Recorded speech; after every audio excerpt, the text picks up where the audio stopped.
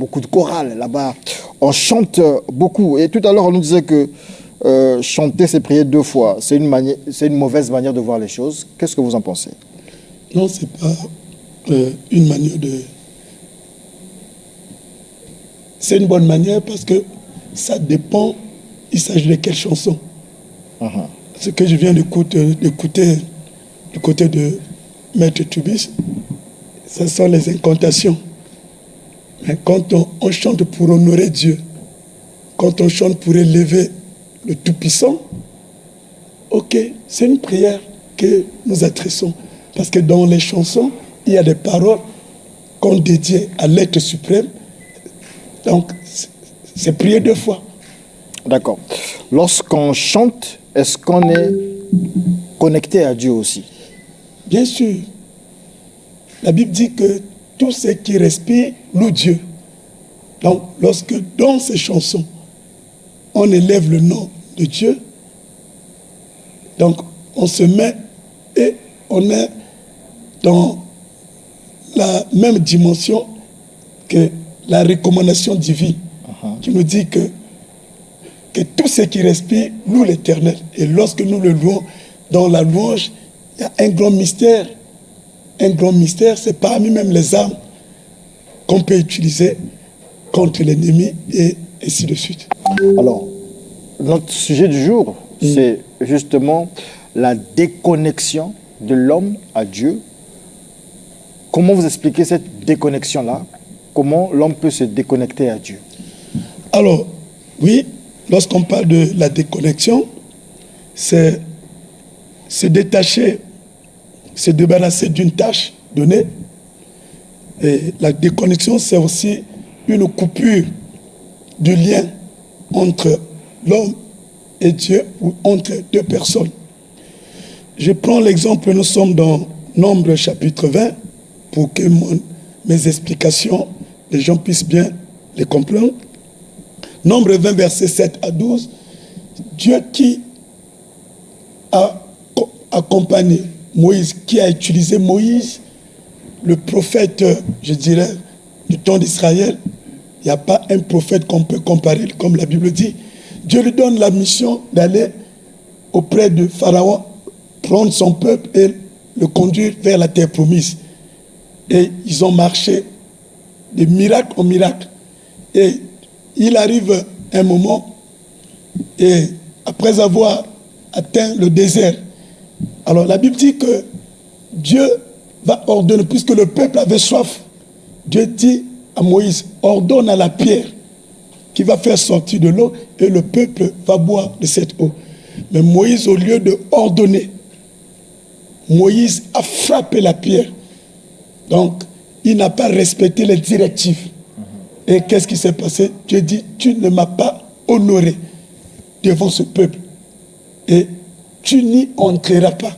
Il y a eu coupure. Dieu a décidé. Alors, il y a eu, je dirais, une déconnexion. Et cette déconnexion, Dieu l'a lâchée. Cette déconnexion, et Dieu a dit, ma mission, tu ne vas plus continuer avec la mission. Une autre personne qui va prendre la relève. Voilà l'exemple d'une déconnexion. Et cette déconnexion a beaucoup des effets négatifs. Parce que tout ce que l'on entreprend, Dieu n'est plus là. Et si je peux avancer, ok, qu'est-ce qui va se passer? Nous allons dans Jude 1, verset 9. Là, j'aborde déjà les conséquences.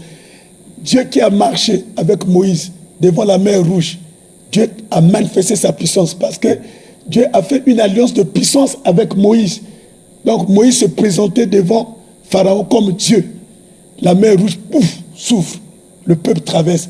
Dans le désert, une nourriture qui n'a jamais tombé du ciel. Ouf, le peuple s'alimente. Mais quand Dieu se retire de Moïse, et Jude 1,9 dit que le diable est venu pour prendre le corps de Moïse. Mais heureusement, le diable ne pouvait pas se rapprocher de Moïse. Le diable ne pouvait pas toucher à Moïse. Impossible. Mais quand il y a eu déconnexion, le diable est venu pour prendre le corps de Moïse. Mais heureusement, Dieu dans sa compassion, Michel va venir pour ravir le corps de Moïse. J'ai Donc, une petite question quand même. oui, Je peux la poser la question? allez-y. D'accord, merci. J'ai l'impression que Dieu, en fait, le monde, pas le monde comme vu dans l'entendement chrétien, mais le monde, l'univers, semble être déconnecté de Dieu. Le monde, avec tous ses pasteurs, avec tous ses chrétiens, semble être déconnecté de Dieu parce que hier, Moïse a pu diviser la mer, traverser, a pu faire des choses, mais aujourd'hui, Dieu ne parle plus aux pasteurs comme tel, et aujourd'hui, on a l'impression que tout le monde est déconnecté de Dieu. On a l'impression. Oui, oui, voilà pourquoi je vous pose la question. Vous avez l'impression, mais en réalité, non. Parce que Dieu, c'est aussi un Dieu de principe. Alors, lorsque Dieu nous appelle, Dieu a appelé Diaz, mais c'est pour son intérêt. Tout ce que Diaz, M. Diaz peut faire, mais il doit oublier que Dieu l'a créé pour... Il ne doit pas oublier, il ne doit pas oublier. Oui, donc Dieu l'a créé pour un but. Tout a été créé pour un but. Alors, quand Dieu vous crée, il vous envoie sur la terre, il y a un chemin qu'il vous exige de suivre. Et en suivant ce chemin, vous faites sa volonté. Mais maintenant, lorsque vous déviez, et là, Dieu n'est plus avec vous. Mais cependant, il vous laisse le temps de revenir à lui. Il vous laisse le temps de vous repentir.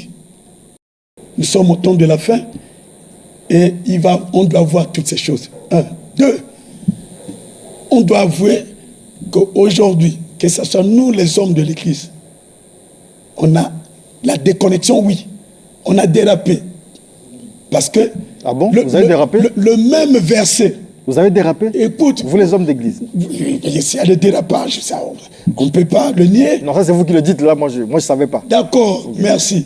Comme les journalistes qui ont dérapé également, qui sont à la merci de X ou Y, au lieu de faire son travail correctement. Okay. Alors, donc, M. Diaz, le même verset que la Bible nous édifie, alors moi, Ange Aluna, je veux le tirer et l'épingler de... Ce qui m'arrange. Ce qui m'arrange. Et c'est ça. Normalement, la parole de Dieu, elle est claire. La parole de Dieu, elle est claire. Mais lorsque nous ramenons cette parole par rapport à ce qui m'arrange, et c'est là où il y a des déconnexions, c'est là où il y a des dérapages. Donc voilà, normalement, il ne devait pas avoir des dissensions. Donc voilà ce que je veux vous expliquer. Alors, revenons sur la déconnexion. Allez-y. Alors, dans cette déconnexion, c'est aujourd'hui. Monsieur Diaz, je parle des chrétiens par exemple. Les chrétiens aujourd'hui, on élève le diable. On parle beaucoup du diable que de Jésus. On a beaucoup peur du diable. On a beaucoup peur des sorciers. En réalité, celui qui a la connexion avec Dieu, le sorcier n'est rien devant soi. Je prends l'exemple, Jésus qui marche avec les disciples. Il dit, l'un de vous c'est un démon. Donc, il parle de Judas. Qu'est-ce que notre maître Jésus a démontré? L'enseignement qu'il nous a laissé. Alors, devant Judas, malgré que Judas était là, Jésus a marché sur les eaux. Malgré la présence de démons, Jésus a multiplié les pains. Malgré, il a dit que je vais mourir, après 3 jours, je vais être ressuscité. Les Romains ont placé les soldats pour empêcher cela. Donc, il a annoncé ça. Malgré tout ce qu'ils ont fait, il y a eu, Jésus est ressuscité. Pour dire que Jésus, il disait, celui qui m'a vu a vu le Père. Une bonne connexion avec son Père. Alors, rien n'avait été empêché. Donc, lorsque nous avons la connexion avec le Très-Haut, aucun sorcier, aucun occultiste, aucun ne peut même pas se rapprocher de toi. Et on ne peut pas avoir peur de ces choses.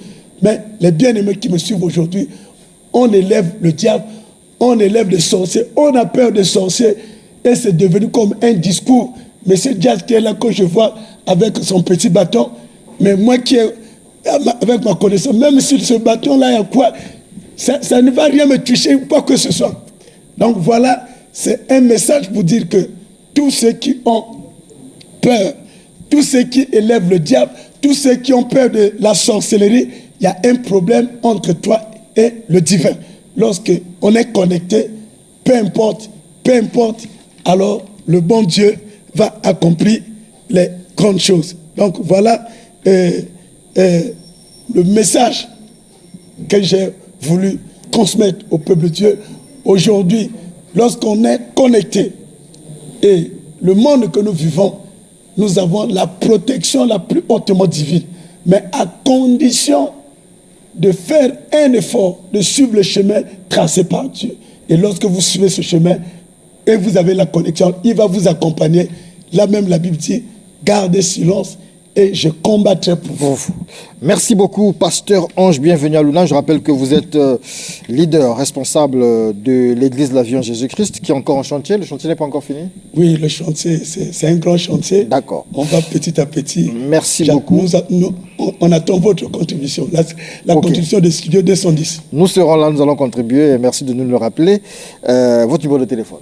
Je suis au 00242 06 663 71 52 00242 06 663 71 52. Et si vous avez été déconnecté à Jésus, alors je vous en prie, revenez dans cette alliance et faites cette prière avec moi. Dites avec moi, Seigneur Jésus, aujourd'hui, je te reçois dans ma vie comme Seigneur et Sauveur personnel. Pardonne-moi pour tout ce que j'ai eu accompli, mais je prends la décision de revenir envers toi et de marcher avec toi au nom de Jésus-Christ. Amen. Merci beaucoup.